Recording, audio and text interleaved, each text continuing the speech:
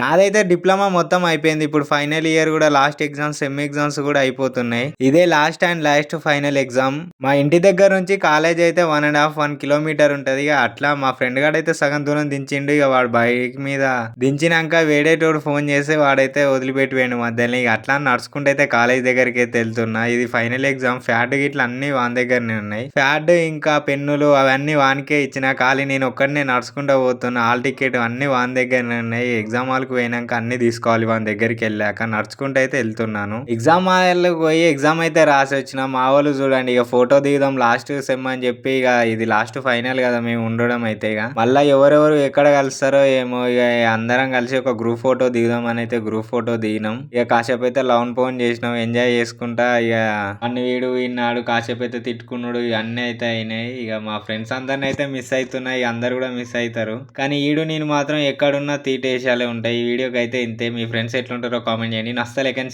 Subscribe చేసుకోండి friends. వీడియోలో వెళ్దాం. Bye bye.